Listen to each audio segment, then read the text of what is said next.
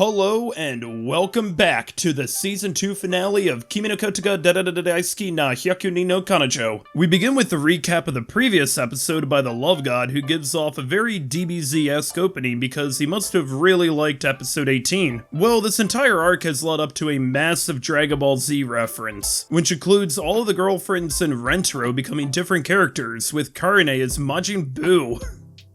I love this show, but the reason for this is because Rentaro came up with an idea to restore Karine's tsundere-ness after spending a night at the Hanazonos. You see, this idea involves a ton of My apologies. It actually involves everyone gathering their tsundere energy after taking the de-tsunderifying drug and expelling it out into a mass towards Karine, like the spirit bomb. Since there's 10 girlfriends doing this for Karine, they only need to match 10% of Karine's tsundere-ness evenly. Actually, it's more like 90% needed, since the remaining 10% will be given as profit to Pataki. This does come with a risk. They need the exact amount of tsundere energy, otherwise Karine will explode like in Diablo 2.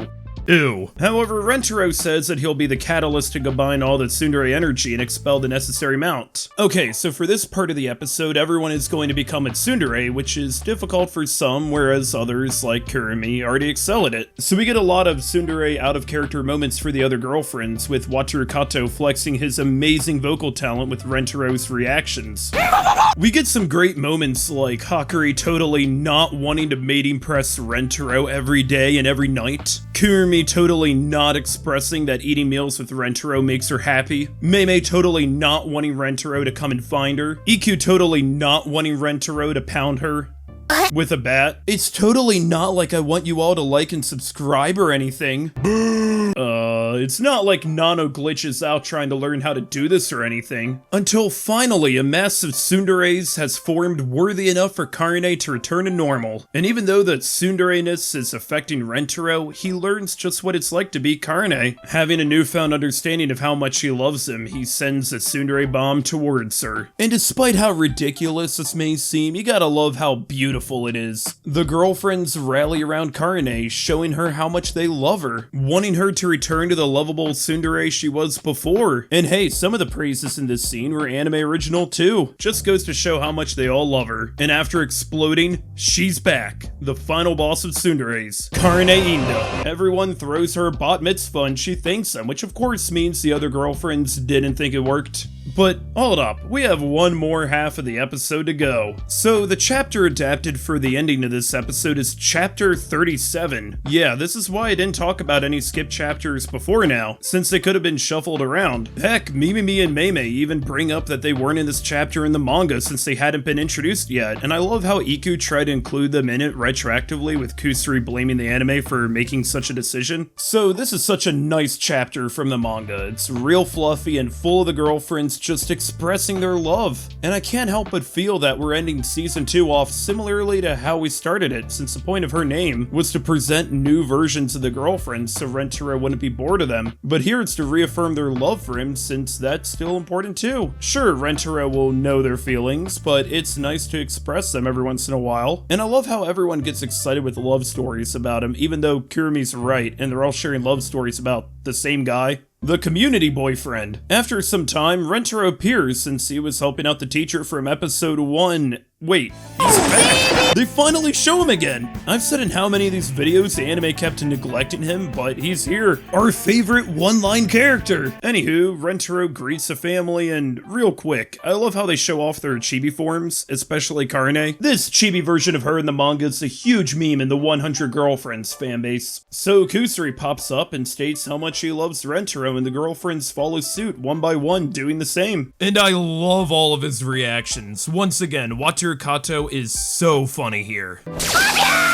But it's so sweet, really. They're going one by one, all showing how much they care. And this includes Mimi and Mei too, since they weren't in the manga yet, so their scenes are all anime original. Then we get to our tsunderes. Kurumi goes first, expressing her love, and now it's time for Karine to do the same. Rentaro tries to tell her that she doesn't need to force herself, but damn it, that's what makes him so great as a boyfriend. That's what she loves so much about him. Chapter 37 is one of the best in the series. I'm so glad they adapted it. So seeing them go all out was excellent. Which one of the girlfriends' expressions was your favorite? They're all great, but I especially love Mimi's and Mei's for being anime original content. And Hakuri's is great too, since she lets her fantasies fly, and then Karene's reaction right after is just gold. And with that, we reach the most anticipated moment in the entire show, Rentero's speech. Now, if you don't know, this was in the manga and it looks like this. This is without a doubt the longest speech in a manga I've ever read, and I have read it. My record best time is just over 19 minutes. Rentaro says the entire thing and then some, because if you pause and read it, there's lines in there about Mimi and Mei. So they only added to it, and yes, Nakamura wrote those lines himself for this episode. The ED plays and Rentaro speaks faster and faster. However, this is not the only version of the speech out there. The Blu-rays have been confirmed to have the entire speech by Wataru Kato. And the English dub is not yet at this point, but good luck, Travis Mullinix. It looks like he's ready to do this too.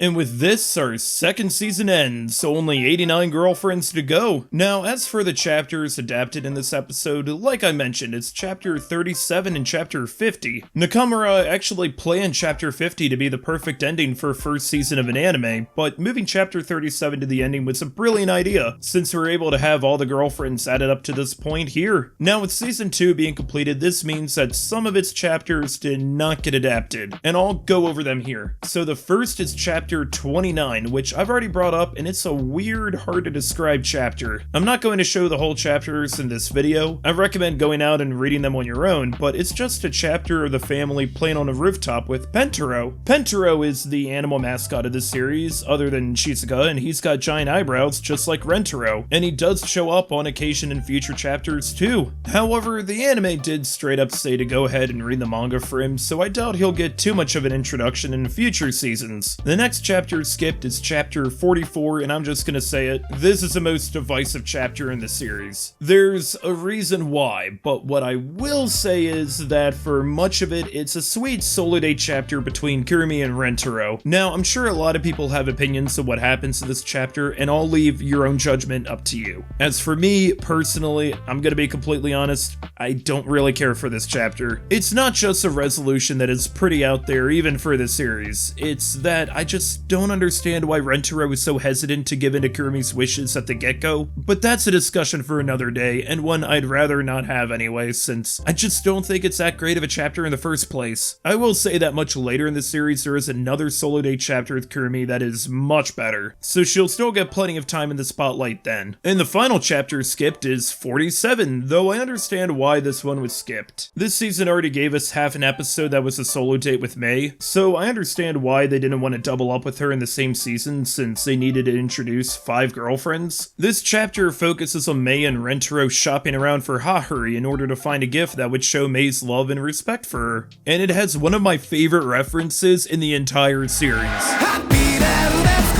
There's also a new side character, this little girl who is known as the Avatar of Accountability. She shows up on various occasions in this series and usually ends her sentences with, "You can kill me if you want." Fortunately, nobody ever accepts that offer. This was my favorite of the skip chapters, but like I said, I understand why it was cut. They were able to get up to chapter 50 with only 24 episodes total after all. Now, I'm going to talk about future seasons for this next part. As of right now, there are no confirmations or plans about season 3, however, I do have reason to believe that it's pretty likely, and I'm not just saying that out of hopium. Season 2 was announced immediately after season 1 ended because there are signs that it was originally planned to go for that long. But the main reason why I believe that season 3 will happen at some point is that this series has been very successful. Blu-ray sales aren't the biggest factor into which anime gets sequels, and with the increase in manga sales in the collab cafes, not to mention plenty of new merch, which includes this Shizuka Asuka figure I got recently. It just goes to show that signs are looking positive. Also, all the production staff have been praising the series and the work this whole time, and it took nearly 4 years for a first season to come about. It might be a wait, but I'm willing to wait it out and make more of these episode reviews whenever season 3 does happen. However, in this next section, I will talk about expectations and what season 3 and future seasons could look like. These videos do not have spoilers, and I want to keep the enjoyment as fresh as possible for anime-only viewers. But I do understand the desire to go in knowing absolutely nothing. So with that being said, please skip to this part of the video if you do not want any information about what future seasons could be like.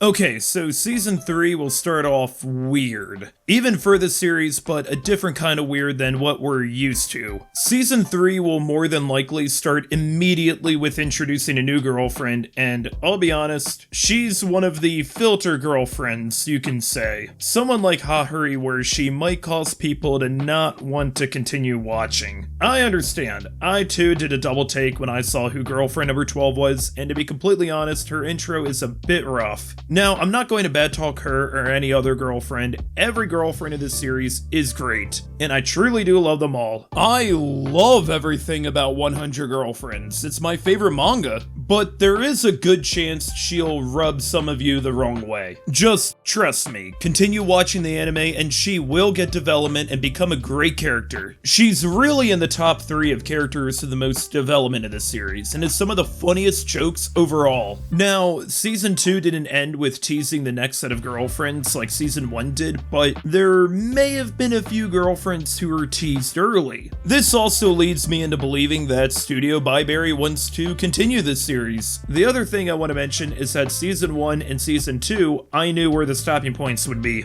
For season 3, even if they adapt the next 25 chapters, there really isn't a good stopping point there. It would end right after one of the girlfriends is introduced, and that would just feel awkward. There is a pretty major arc in season 3, but that would come rather early, and if they did stretch it to the ending of the season like they did with chapter 37, then I don't think that would be the best idea, since the arc does actually come back later on in the series with another set of girlfriends. Now, it might be wishful thinking, but my hope is that season 3 is a 2-core season, because then it has a perfect ending point. Also, for however many future seasons we get of 100 Girlfriends, expect more chapters will likely be skipped. The manga is at a current pace of 9 chapters between girlfriends, so there's one added each volume. Going from when the first season started back in 2023 to right now, there have only been 6 new girlfriends added. And if they want to go at a pace of about 4 new girlfriends each season, a lot of chapters are going to have to be manga only. And that's okay, since many of them at this point don't even feature most of the family or even Rentaro sometimes. With a cast this big and ever increasing, you'd want future girlfriends to get plenty of time to shine while still developing girlfriends who have already been with the series. I like to see this become a full adaptation, but that could still take decades. So we'll just have to wait and see. Also, if season 3 is a 2-core season, it should adapt my personal favorite chapter in the whole series. Whichever ones they include to adapt, I have no doubt that Studio Byberry, if they return, will knock it out of the park.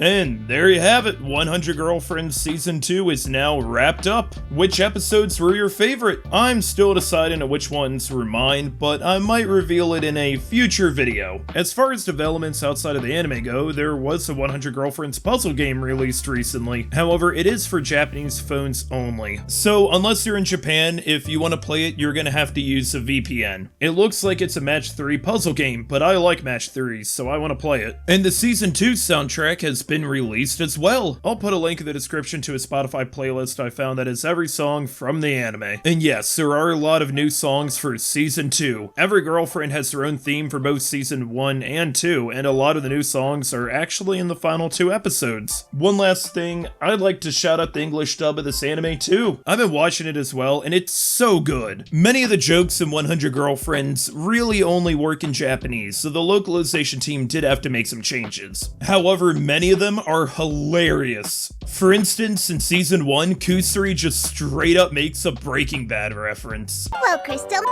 fabulous example. It's super cool chemical. Exactly, and I am the one who knocks after all. I also want to give a quick shout out to the English voice actress of Hakari, Sarah Wiedenheft, because I was able to meet her at an anime convention, and she's really cool. She also voices Power and Toru, so I'm pretty sure I was the only one in that line for 100 Girlfriends, but she was pumped to hear me talk about it, so yeah, shoutouts to her. With that, I really appreciate all the love and support this episode review series has received, so thank you all so much. And also, huge thanks to Studio Byberry and everybody involved with 100 Girlfriends, whether it's the anime, the manga. This adaptation has been way better than I honestly thought it would be in the first place. And 100 Girlfriends has become a major part of this channel. Many of you watch my content because I talk about 100 Girlfriends. And regardless what happens with 100 Girlfriends in the future regarding the anime, I want to keep covering this series. I love it so much, and I could talk about it all day long. So please, make sure you subscribe so you don't miss out on future 100 Girlfriends and other anime content as well. Thanks for watching, and I'll see you in the next one!